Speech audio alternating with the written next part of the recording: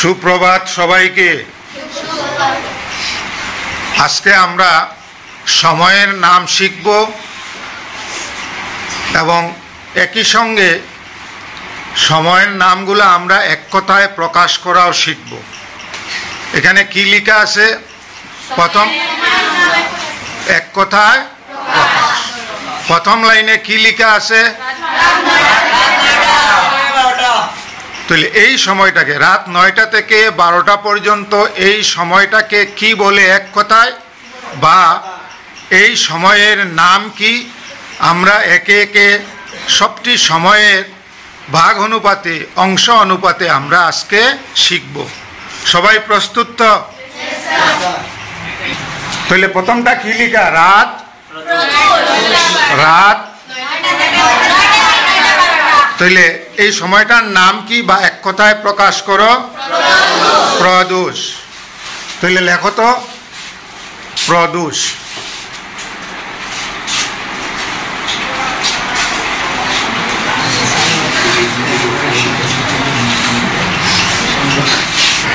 তোমরা দেখো সময়ের অংশগুলি দেখো।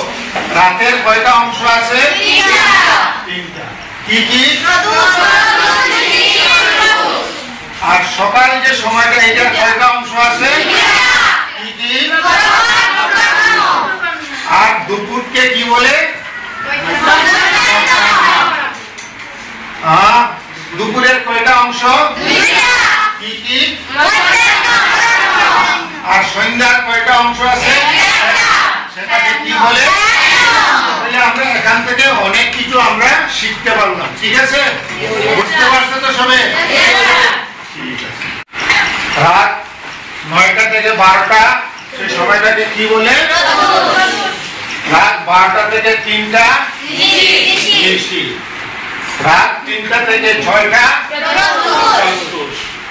তাই একে একে সবটি জানো লেখা আছে, তোমরা খাতায় নোট করে নাও এবং একজন এসে সেটাকে প্র্যাকটিস নাও। সকাল 6টা থেকে 9টা,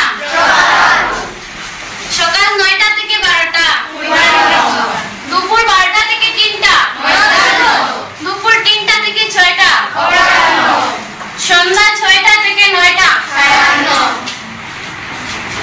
তাহলে এখানে কতটি অংশ আছে সময়ের? গণ 8টি অংশ আছে। প্রদোষ, নিষেধ, প্রত্যুষ, প্রভাত, অপরাহ্ন, সায়াহ্ন। তাহলে আমরা সময়গুলো আজকে শিখতে পারছি না নি? সবাইকে অসংখ্য ধন্যবাদ। আজকের ক্লাস এখানেই সমাপ্ত।